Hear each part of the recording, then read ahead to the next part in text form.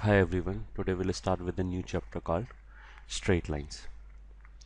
Coordinate geometry का first chapter है and pay attention because this is important. Straight line basic straight line शुरू करने से पहले मतलब quadrants क्या होते हैं I hope you know that. The first quadrant, second x y axis के ऊपर x there's something called first quadrant, second quadrant, third quadrant and fourth quadrant. Let me make it. ये ठीक है, this is called first quadrant. इसके अंदर x positive होगा and y positive होगा. ठीक है, this is called second quadrant. इसके अंदर x will be negative but y will be positive. I am रिकैपिंग very fast, hope you know that already. This will B y axis. Third quadrant में क्या होगा, both x and y will be negative and fourth quadrant में x will be positive but y will be negative. ये ठीक है, this is x axis. अगर हमने कोई भी पॉइंट एक्स एक्सिस के ऊपर लिया, ठीक है, दोबारा मेरे को बनाने दो. अगर हमने कोई भी पॉइंट एक्स एक्सिस के ऊपर लिया तो उस पॉइंट का वाई कोऑर्डिनेट जीरो होगा. तो इस पॉइंट के जो कोऑर्डिनेट्स होगा that will B of the type alpha comma zero. ये जो वाई कोऑर्डिनेट है जीरो है. ऐसे अगर मैंने वाई एक्सिस पे कोई भी पॉइंट लिया तो उसके लिए x कोऑर्डिनेट जीरो होगा. तो first coordinate will be zero and second coordinate will be something else, zero comma beta. ठीक है.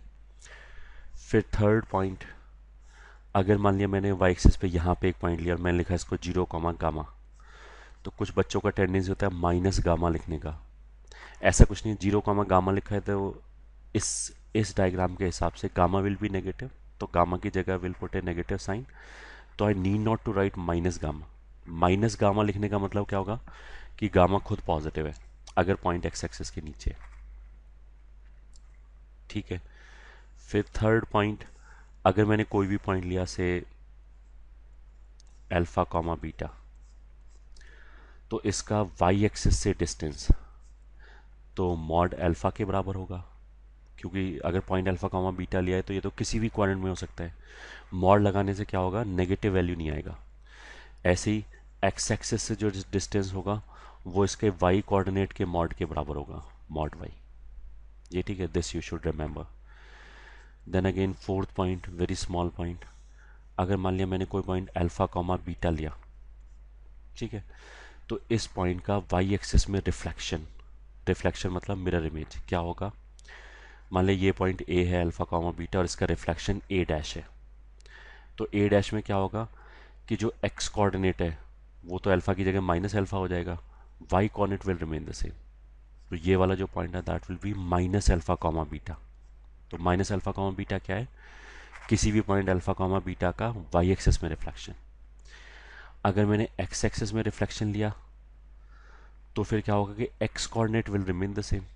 मान लिया वो ए डबल डैश है, तो ए डबल डैश और ए सेम वर्टिकल लाइन पे है, तो उसमें x coordinate will remain the same. Y coordinate बस क्या होगा, अगर ए का वाई कोऑर्डिनेट बीटा है तो ए डबल डैश का वाई कोऑर्डिनेट क्या हो जाएगा, माइनस बीटा. तो alpha comma minus beta, this is reflection of A और mirror image of A in X axis. ऐसे ही हम बोल सकते हैं कि ओरिजिन में रिफ्लेक्शन क्या होगा.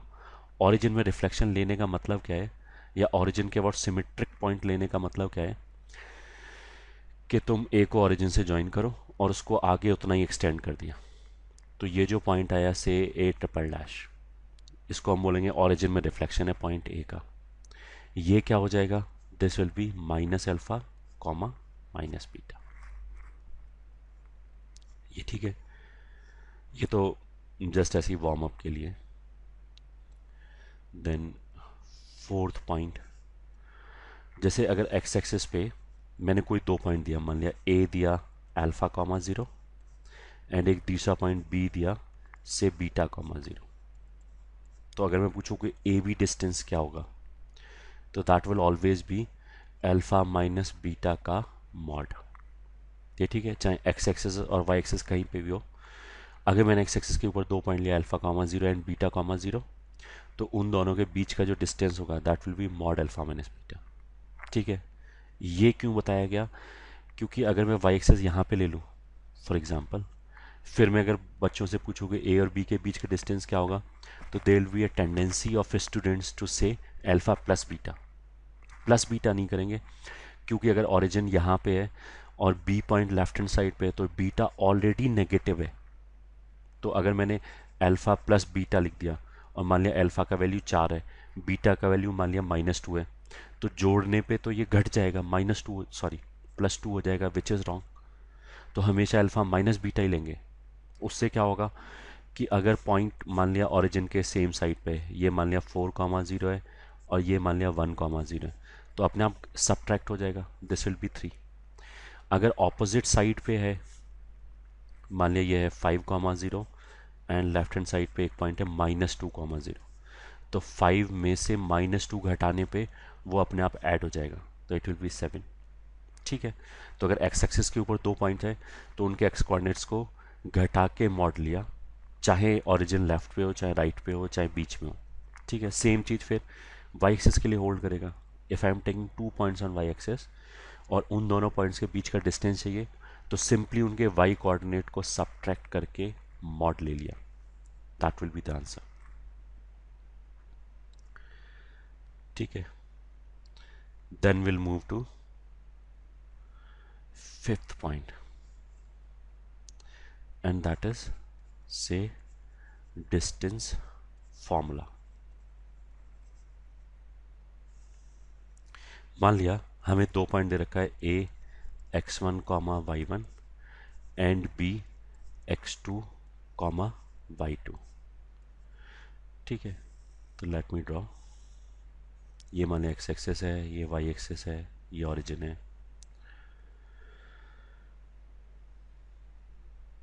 ये मान लिया बी है x2 कॉमा y2, ये मान लिया ए है x1 कॉमा y1। ये डॉट डॉट करके लिखने का मतलब क्या है कि कोऑर्डिनेट्स लिखा जा रहा है।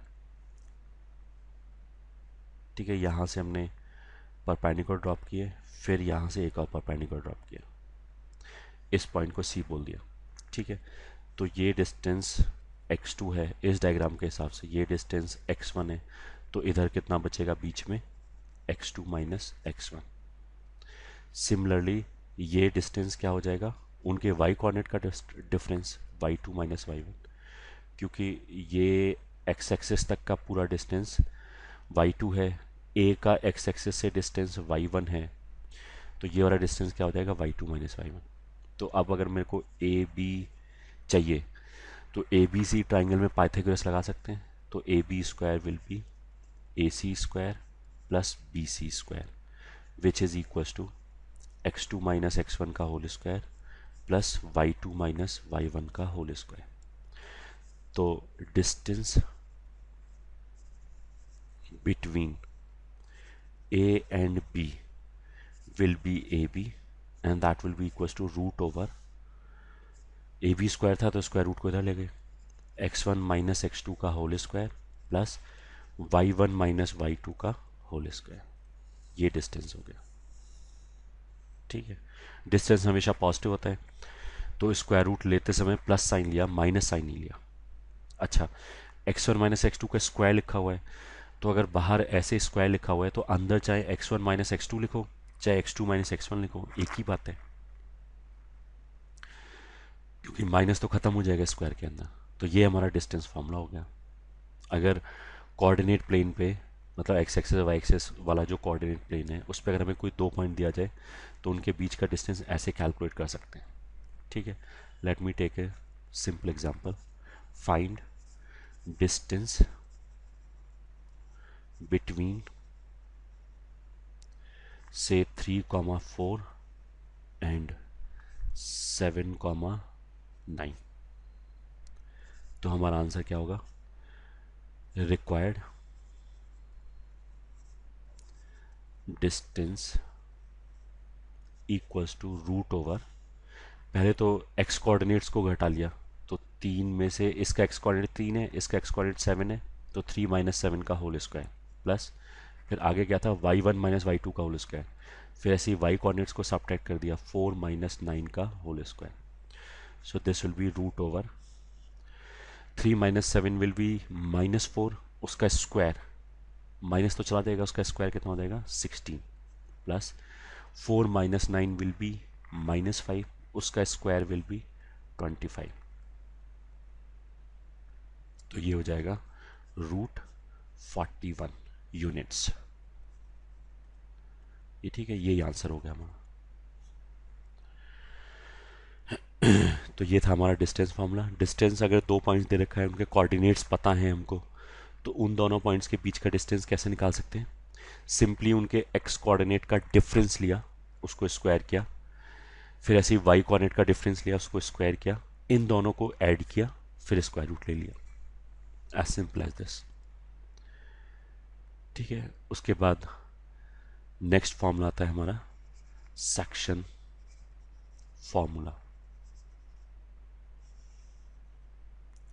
फिर अगेन मान लिया एक पॉइंट ए दे रखा है जिसके कोऑर्डिनेट्स x1 y1 है, एंड बी पॉइंट दे रखा है मान लिया x2 y2 है।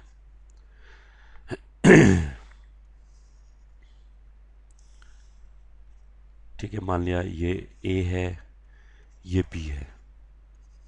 ठीक है, तो ऐसे करके ये x1 आ जाएगा एंड y1 आ जाएगा एंड सो ऑन। मान लिया इसके ऊपर एक पॉइंट हमने P लिया जो इसको λ/μ की रेशो में कट कर रहा है। तो P के कोऑर्डिनेट्स कैसे आ जाएंगे? वो सेक्शन फार्मूला वगैरह लगा के, सॉरी सेक्शन फार्मूला नहीं, सेक्शन फार्मूला तो हम डिराइव ही करें, वो ये सिमिलर ट्राइंगल वाला चीज लगा के you can derive yourself. I am directly writing the result. तो coordinates of point P dividing AB in the ratio λ/μ will be।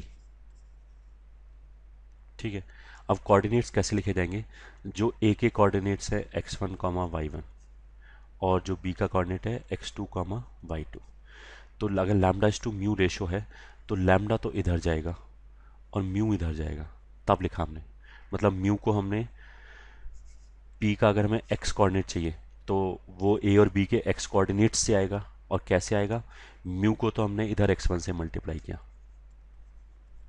ठीक है, फिर प्लस लैम्डा को इधर हमने x2 से मल्टीप्लाई किया, तो लैम्डा टाइम्स x2 अपॉन जो भी रेशियो दे रखा है lambda plus mu.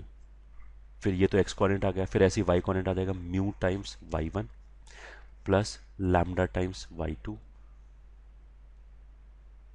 Whole divided by mu plus lambda. ये कोऑर्डिनेट्स आ जाएंगे पॉइंट P के। तो अगर हमें A पॉइंट पता है, B पॉइंट पता है एंड उनका रेशियो पता है, सॉरी A पॉइंट पता है, B पॉइंट पता है, और हमें एक पॉइंट P निकालना है जो A और B को एक गिवन रेशियो में कट कर रहा है, तो उसके कोऑर्डिनेट्स ऐसे लिख सकते हैं। ठीक है, तो पहले तो बहुत छोटा सा एग्जांपल कर लेते हैं। For example let A is 2, 3 and B is 7, -3. Find point on line segment AB dividing it in the ratio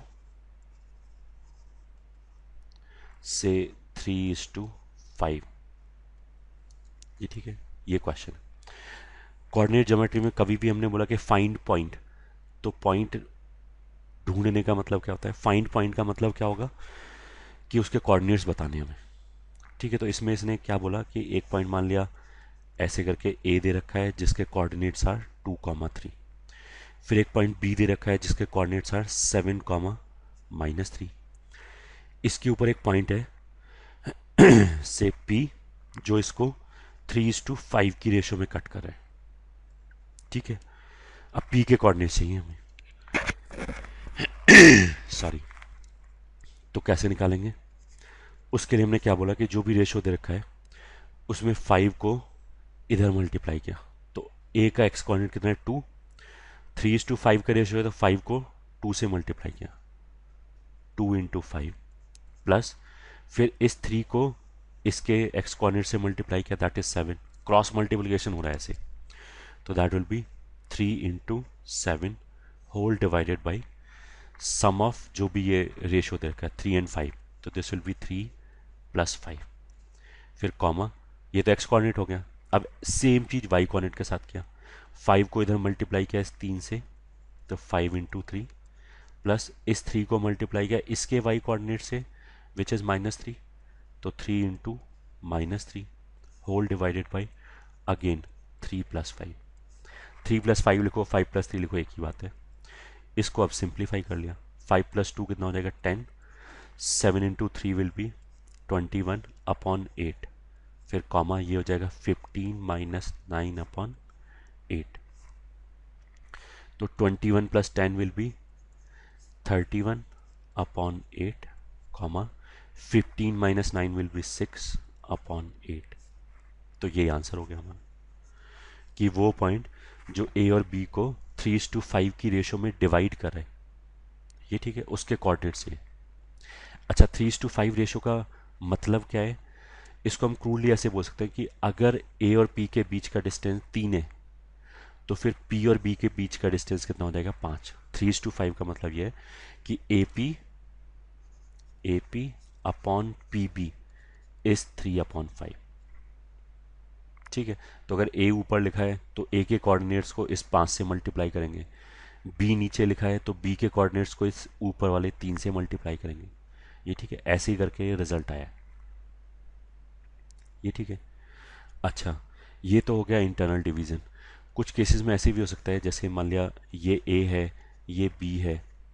internal division का मतलब क्या है कि अगर मैंने बोला कि एक पॉइंट पी है जो ए बी को इंटरनली 2:3 की रेशो में डिवाइड कर रहा है, तो इंटरनली डिवाइड करने का मतलब क्या है कि जो पॉइंट पी है वो ए और बी के बीच में लाई करेगा, एग्जैक्ट बीच में नहीं, समवेयर इन बिटवीन। तो अगर एक पॉइंट पी है जो इसको 2:3 की रेशो में इंटरनली डिवाइड करा है, तो ऐसे आ जाएगा, मतलब यहाँ पे A P upon P B will be 2/3। ठीक है।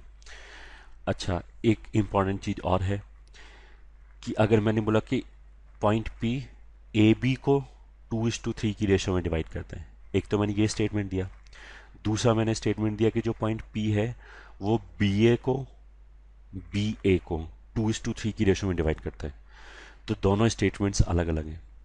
इस बात का फ़र्क पड़ता है कि हमने ए बी बोला है या बी ए बोला है। क्या फ़र्क पड़ता है कि अगर मान लिया ए यहाँ पे है और बी यहाँ पे है, और मैंने बोला कि एक पॉइंट ए बी को डिवाइड करा है 1:4 की रेशो में, तो ए की तरफ से हम लेंगे, मतलब ए से डिस्टेंस अगर 1 है तो बी से 4 होना चाहिए, तो मतलब जो पॉइंट होगा वो ए के क्लोजर होगा। अगर मैं बोलूँ कि एक पॉइंट है जो बी ए को 1:4 की रेशो में डिवाइड कर रहा है, तो अगर पहले मैंने बी बोला है, बी ए में पहले बी बोला है, तो फिर रेशो बी की तरफ से गिना जाएगा 1:4 ऐसे। तो अगर मैं ए और बी को सेम पॉइंट रखूं, तो जो पॉइंट ए बी को 1:4 की रेशो में डिवाइड कर रहा है एंड जो पॉइंट बी ए को 1:4 की रेशो में डिवाइड कर रहा है, दोनों अलग अलग पॉइंट्स हैं। जैसे यहाँ पे ये पॉइंट पी है, यहाँ पे पॉइंट क्यू है, तो यू शुड बी कॉन्शियस कि ए बी बोला गया है या बी ए बोला गया है। एक तो ये चीज़ हो गया, ये तो हो गया internal division. Then we are coming to there something called external division. जैसे मान लिया मैंने बोला कि एक पॉइंट ए बी को 3:1 की रेशो में डिवाइड करें, तो ए की तरफ से 3:1 ऐसे भी हो सकता है। ठीक है, और ऐसे भी हो सकता है कि ए यहाँ पे हो, बी यहाँ पे हो और तीसरा पॉइंट पी यहाँ पे हो, जो इसको 3:1 की रेशो में डिवाइड कर रहे हैं एक्सटर्नली। ये ठीक है। इस केस में और इस केस में अंतर क्या है? इसमें तो जो पी है मतलब A P upon P B is 3/1, और केवल 3 भी लिख सकते हैं। इस वाले केस में भी A P upon P B is 3/1, but अंतर क्या है? इसमें तो ये इंटरनली डिवाइड कर रहे हैं और इसमें एक्सटर्नली डिवाइड कर रहे हैं। इंटरनल डिवीजन और एक्सटर्नल डिवीजन में क्या अंतर है? एक्सटर्नल डिवीजन में जो पॉइंट पी होगा वो बाहर लाई करेगा। तो अगर मैंने बोला कि ए बी को 3:1 की रेशो में एक्सटर्नली डिवाइड कर रहा है, दैट इज समथिंग लाइक कि अगर ए से डिस्टेंस 3 है तो बी से डिस्टेंस 1 है। ये ठीक है।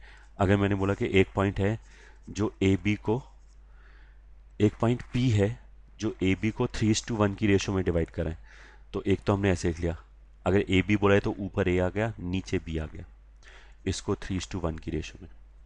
अब 3:1 की रेशो का मतलब एक्सटर्नली क्या है कि अगर ए से डिस्टेंस 3 है तो बी से 1 होना चाहिए। उसका मतलब क्या है कि पॉइंट बी के क्लोजर होना चाहिए।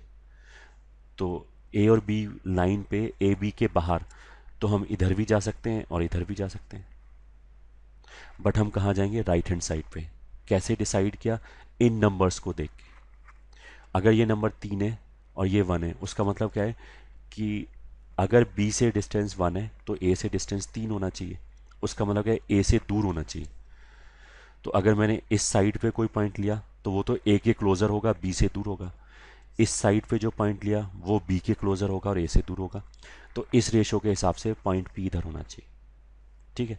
अगर मैं बोलूँ कि A Q upon B Q is 2/5, sorry B Q, तो इसका मतलब क्या है कि जो पॉइंट, मान लिया ये ए है ये बी है, जो पॉइंट क्यू है उसका ए से डिस्टेंस अगर 2 है तो बी से डिस्टेंस कितना होना चाहिए? 5। मतलब ए के क्लोजर होना चाहिए। तो अगर ये एक्सटर्नल डिवीजन है तो इस बार जो पॉइंट है वो ए वाली साइड पे आएगा। ठीक है। इंटरनल डिवीजन और एक्सटर्नल डिवीजन के फॉर्मूले में अंतर क्या है? एक्सटर्नल डिवीजन के लिए जो हमने लैम्डा इज टू म्यू बोला था, ठीक है, अभी थोड़ी देर पहले हमने फॉर्मूला लिखा था एक, ये ठीक है, सेक्शन फॉर्मूला। तो अगर एक्सटर्नल डिवीजन है तो किसी भी एक जगह पे माइनस ले लिया। ठीक है। तो इसी बात पे पहले तो हमने एक नोट लिख लिया, note in case of external division use one of lambda और म्यू, किसी को भी यूज कर सकते हैं, एज या से विद नेगेटिव साइन। ठीक है। तो इस बात का मतलब क्या है ये भी लिख लेते हैं अभी। मान लिया question, let A is 3,7, A dot dot 3,7 लिखने का मतलब क्या है कि ए का कोऑर्डिनेट्स 3,7 है, and say B is 2,8, then find a point dividing A B in the ratio,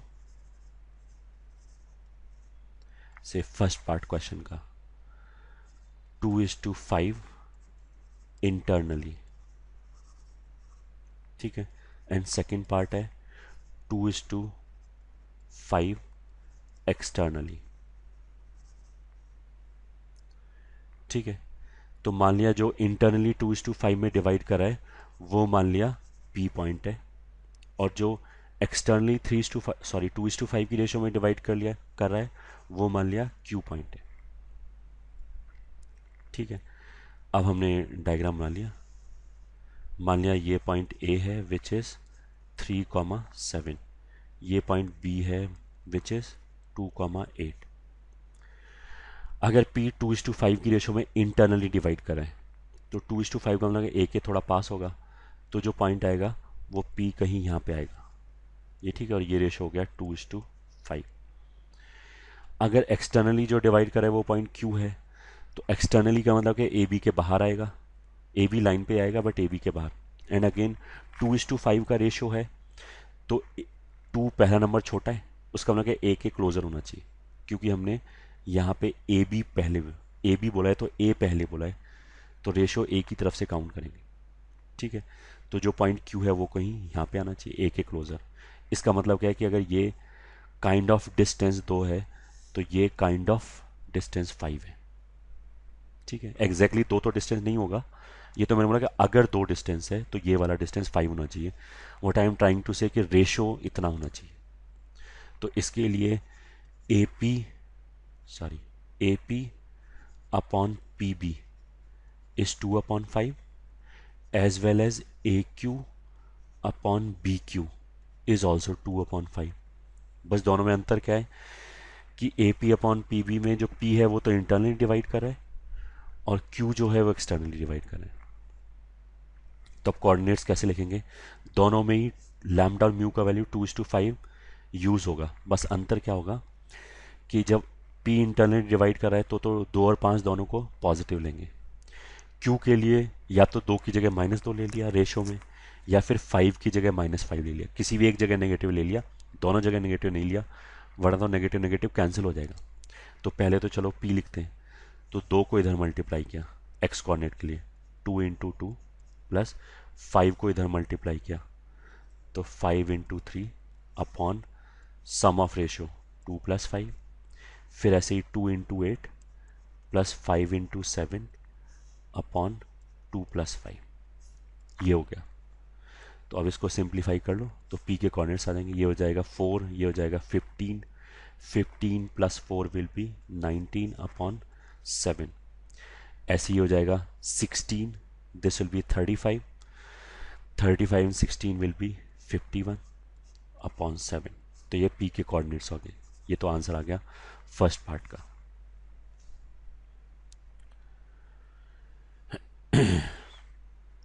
ठीक है, अब हम क्यू पॉइंट पे आते हैं। क्यू के कोऑर्डिनेट्स लिखने के लिए एग्जैक्टली सेम चीज लगेगा। अगर हमने बोला है कि क्यू ए बी को 2:5 की रेशियो में डिवाइड करे तो उसका मतलब क्या है? ए से डिस्टेंस ए की तरफ से 2 है, बी की तरफ से 5 है, तो मल्टीप्लाई तो क्रॉस होता है।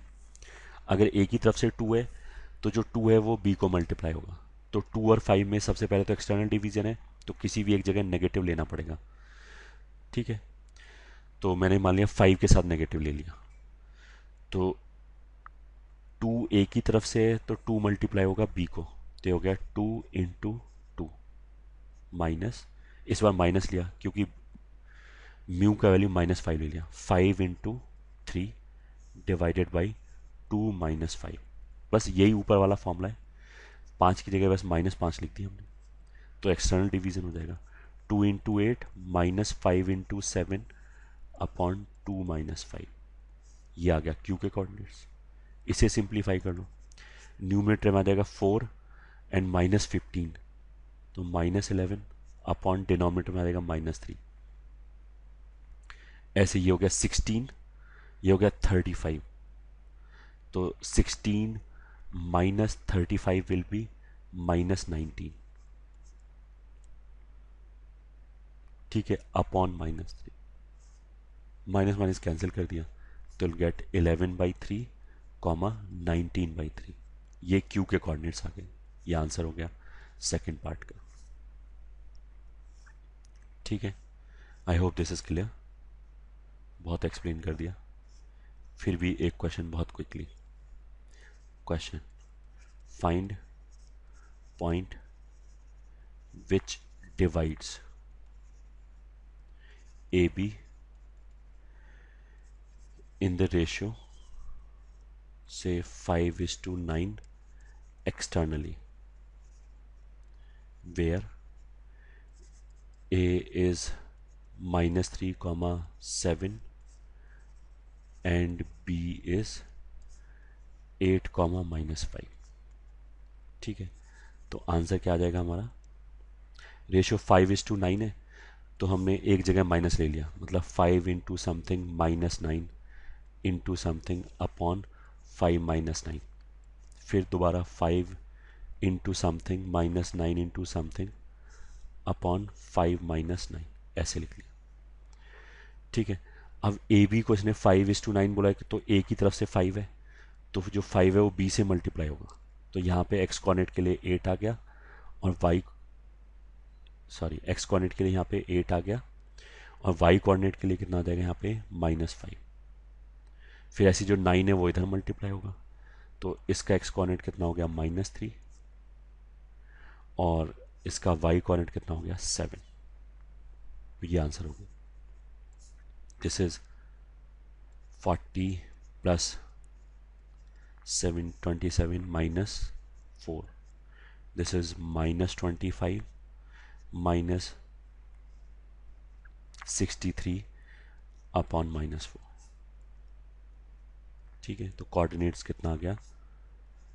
-67/4 and this will be minus 88/4 -4, तो माइनस माइनस प्लस हो गया। तो फाइनली कोऑर्डिनेट्स क्या हो गया, सिंप्लीफाई कर लिया इसको, और -67/4, 22, ये कोऑर्डिनेट्स हो गया आंसर। ठीक है, और प्रैक्टिस करो तो समझ में आ जाएगा। This is our section formula. ठीक है, तो note 2, for mid point use lambda is equal to mu is equal to 1। ठीक है, मिड पॉइंट मतलब बराबर बराबर डिस्टेंस पे है तो 1:1 का रेशो आ जाएगा। That is mid point of A x1, y1 and b x2, y2 will be, अगर लैम्डा म्यू दोनों 1 1 है तो ऊपर आ जाएगा x1 plus x2, 1 into x1 plus 1 into x2 upon 1 plus 1 will be 2। ऐसे ही y1 प्लस y2/2, ये आ गया, ये मिड पॉइंट आ गया। ठीक है, तो डायग्राम में अगर मान लिया ये a है ये b है, तो m यहाँ पे मिड पॉइंट जिसमें ये और ये दोनों बराबर है। ठीक है, ओके। फिर नोट 3 में इन इंटरनल डिवीजन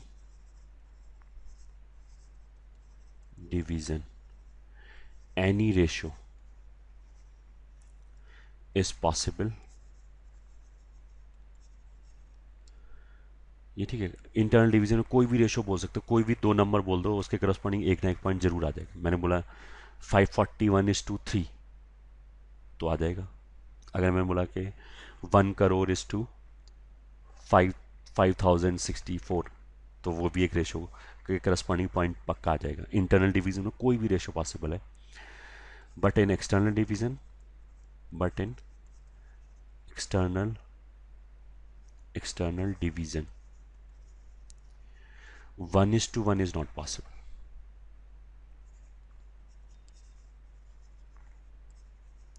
ठीक है, क्योंकि 1:1 होगा तो डिनोमिनेटर में जो लैम्डा माइनस म्यू है, अगर दोनों का वैल्यू 1 1 हो गया तो डिनोमिनेटर में 0 आ जाएगा, दैट विल बी अनडिफाइंड। तो 1:1 इज नॉट पॉसिबल। ठीक है, तो आई होप अभी तक जो पढ़ा है you are comfortable with it. अभी तक we are done in this video, we have done distance formula and we have done section formula. Section फार्मूले में हमने क्या बोला, इंटरनल डिवीजन है तो लैम्डा म्यू का दोनों का वैल्यू पॉजिटिव लिया जाएगा और क्रॉस मल्टीप्लाई होगा। जैसे अगर ए बी को 5:7 की रेशियो में डिवाइड कर रहे हैं तो 5b से मल्टीप्लाई होगा एंड 7a से मल्टीप्लाई होगा। ठीक है, अगर इंटरनल डिवीजन है, सॉरी अगर एक्सटर्नल डिवीजन है तो इंटरनल डिवीजन वाला ही फॉर्मूला है, बस अगर 5:7 रेशियो है तो जहाँ जहाँ पे भी 7 आया वहाँ पे हमने -7 लिख दिया, 5 को ऐसे रहने दिया। चाहे 7 को ऐसे रहने दिया, जहाँ जहाँ पे 5 आया वहाँ पे मैंने -5 लिख दिया, दोनों ही की बात है। किसी भी एक रेशियो को माइनस साइन के साथ लिख दिया, ये ठीक है, दूसरे वाले को ऐसे रहने दिया। I hope this is clear. और क्वेश्चन कर लेते हैं एक आध से। Question, let midpoints of sides of a triangle ABC are 2,3, 3,7 and -2,1, then find ABC। ठीक है, क्वेश्चन में क्या दे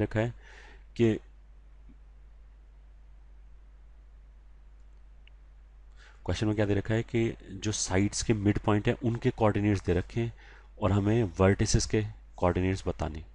जैसे मान लिया ABC, तो मान लिया एक M1 तो दे रखा है 2,3 करके, फिर एक दूसरा मिड पॉइंट दे रखा है 3,7 करके, और तीसरा मिड पॉइंट दे रखा है से M3 -2, 1 करके। अब हमें ABC बताना है। तो एक तो हम क्या कर सकते हैं, स्ट्रेट फॉरवर्ड A को मान लिया x1 y1, ठीक है, B को मान लिया x2 y2 और C को मान लिया x3 y3, ठीक है। तो x1 प्लस x2/2, मतलब A और B का जो मिड पॉइंट है वो x कोऑर्डिनेट कितना है -2, ठीक है। तो x1 प्लस x2 बराबर कितना हो गया -4। सिमिलरली B और C की तरफ से देखें तो x2 प्लस x3/2, ये 2 हो जाएगा। फिर बाई 2 वाला जो 2 है डिनोमिनेटर वाला, उसको उधर ले गए तो ये फिर कितना हो गया 4। फिर हमने A और C की तरफ से देखा तो x1 plus x3/2 will be इसका x कोऑर्डिनेट 3, तो बाई 2 को उधर ले गए तो ये हो गया 6। अब इन तीनों इक्वेशंस को अगर हमने सॉल्व कर लिया तो will get x coordinates will get. Solve कैसे करेंगे, तीनों को ऐड कर दिया ये, ठीक है। तो लेफ्ट हैंड साइड पे 2 बार x1 आया है, 2 बार x2 आया है, 2 बार x3 आया है, तो twice of x1 plus x2 plus x3 आ जाएगा। और राइट हैंड साइड पे कितना आ जाएगा -4 प्लस 4 0 प्लस 6 6 हो गया। तो यहाँ से आ गया x1 plus x2 plus x3 बराबर 3, ठीक है। अब क्या करो कि मान लिया ये इक्वेशन 1 है, ये इक्वेशन 2 है, ये इक्वेशन 3 है एंड ये इक्वेशन 4 है। तो फोर्थ इक्वेशन में से फर्स्ट इक्वेशन घटा दिया। तो फर्स्ट इक्वेशन के लेफ्ट हैंड साइड पे x1 प्लस x2 है और इसमें x1 plus x2 plus x3 है, तो घटाने पे लेफ्ट हैंड साइड पे केवल x3 बचेगा।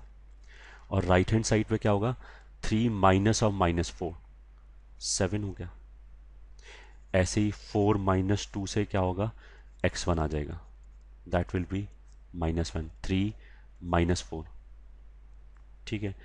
एंड 4 - 3 से x2 आ जाएगा, that will be 3 - 6 will be -3, ये ठीक है। ये तो x कोऑर्डिनेट आ गए। अब सिमिलरली y कोऑर्डिनेट आ जाएगा, y1 प्लस y2/2, y2 को उधर ले गए, फिर y2 plus y3 and y3 plus y1 बराबर बराबर बराबर। तो y1 प्लस y2 क्या होगा, a और b के जो मिड पॉइंट का y कोऑर्डिनेट है, तो a ये है, b ये है, इसका y कोऑर्डिनेट ये है 1, तो y1 plus y2/2 will be 1, तो 2 को उधर ले गए थे 2 हो गया। सिमिलरली 2 और 3 में, इसमें और इसमें मिड पॉइंट का y कोऑर्डिनेट कितना है 3, तो ये हो जाएगा 6। एंड 1 और 3 में मिड पॉइंट का y कोऑर्डिनेट कितना है 7, तो this will B 14। Again in तीनों को ऐड किया तो twice of y1 plus y2 plus y3 will be 24, sorry 22 आएगा, ठीक है। दोनों तरफ 2 से डिवाइड कर दिया तो will get y1 plus y2 plus y3 बराबर 11। अब इसी इक्वेशन से बारी बारी से इसको घटा दिया तो एक बार तो आ जाएगा y3 बराबर 9, फिर आ जाएगा y2 बराबर 5 एंड y2 बराबर 5 नहीं, y1 बराबर 5 एंड लास्ट वाली इक्वेशन को घटाया तो फिर y2 बराबर -3, ठीक है। तो जो a पॉइंट है दैट इज x1 y1, तो x1 का वैल्यू कितना आया -1 और y1 का वैल्यू कितना आया 5, तो -1, 5। फिर ऐसे ही b पॉइंट क्या हो गया x2 y2, तो x2 इज -3, y2 इज -3, तो -3 -3 हो गया। c पॉइंट जो हो गया उसका y कोऑर्डिनेट ये 9 हो गया y3, और x कोऑर्डिनेट x3 कितना हो गया 7, तो दिस इज 7। तो ये हमारा इस क्वेश्चन का आंसर हो गया, जिसमें वर्टिसेस के जिसमें साइड्स के मिड पॉइंट दे रखा था और हमसे वर्टिसेस के कोऑर्डिनेट्स पूछा था। तो ये हो गया। आई होप दिस इज क्लियर।